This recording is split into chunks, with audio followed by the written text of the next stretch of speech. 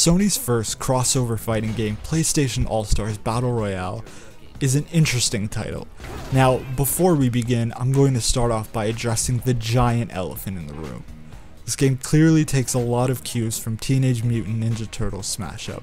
I mean, who wouldn't want to base their game off an inferior version of Super Smash Bros.?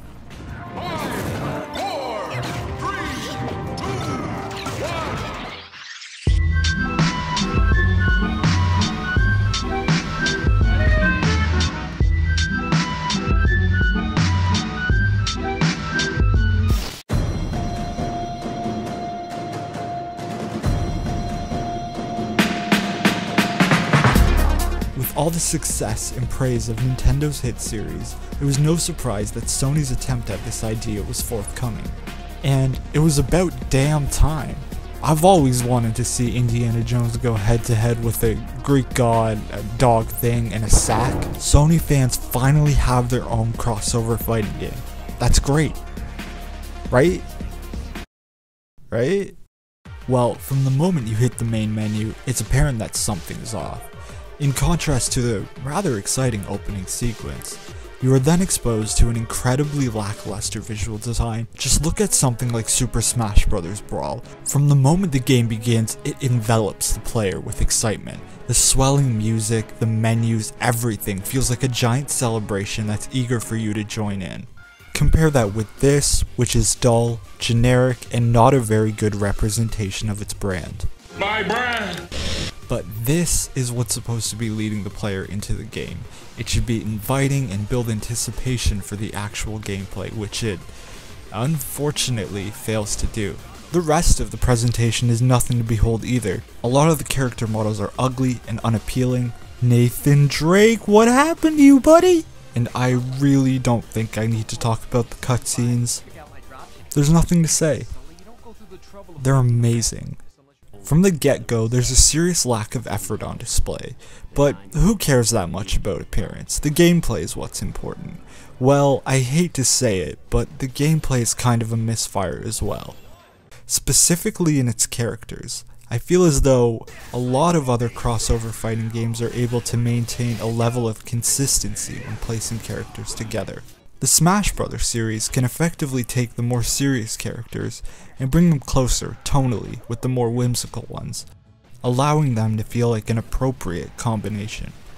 In Battle Royale, the characters feel as though they were taken from each franchise and thrown together without creating much compatibility with one another. Now, some people might like this, and I guess you could argue that it was done deliberately in order to emphasize the characters' differences. But I couldn't help but feel that this roster seemed to clash together, and it just didn't feel right. This becomes a larger detriment to the already faulty gameplay. Battle Royale revolves around attacking your opponent in order to gather all-star points to fill your AP meter to unleash up to 3 levels of your super move in order to knock your opponent out. The higher the AP meter, the stronger your super move. Although an interesting twist on the traditional fighting game mechanic, having this be the only means of succeeding, apart from getting a hold of specific items, leaves all of your normal attacks and all other items feeling trivial. Your standard moves and items lack a certain weight and sense of purpose. Battle Royale has a unique and diverse roster, with each character sporting a wide array of moves, but with this mechanic in place, the extent of these moves feel limited. For a fighting game, it seems as though the actual fighting loses a lot of the impact and importance it should have. I understand trying to diversify, but I think the game would have really benefited from taking a more traditional approach, of having anything available to the player as a means of finishing off your opponent. Attempting to stand out is great, but if it hinders the overall foundation you are trying to set, it's not worth taking that chance.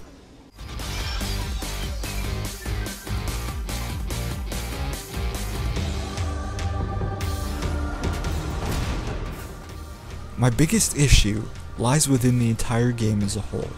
PlayStation All-Stars lacks the thing that makes a lot of video games so appealing: a soul. It really feels like Sony weren't giving it their all with this one. If the game brought forth more style and energy, as well as a more cohesive fighting system, it would be more exciting, more enticing to play, and much more memorable. Something meant to commemorate the history of a long-running developer requires more time and care. With something so rich with potential, it should not have been treated as merely a product. I know, I'm going on and on here about Battle Royale, but honestly, I would be lying if I said I still don't find the game enjoyable. Functionally, the game is solid, and despite its flaws, there's still some fun to be had. And it does bring some interesting ideas to the table, like the mix-up of franchises in each stage, which can really change the dynamic of a fight. Also, the symbols that appear when you get knocked out is a nice touch. And my personal favorite, the little mascot each character has to cheer them on in the background. Despite my complaints, PlayStation All-Stars Battle Royale remains a fairly competent game, but I still find it difficult to not see it as a misstep. It's missing a lot of the elements that could prove to create a truly memorable experience. Sony have definitely not found their footing yet with this one. I'd love to see them take another shot at this with the sequel, because I don't have Wii U so I can't play Smash 4, but more importantly, there's a lot of potential here and it would be a shame if this didn't have at least one more installment. If they stumble again, that's okay, as long as they take that next step. Thanks for watching.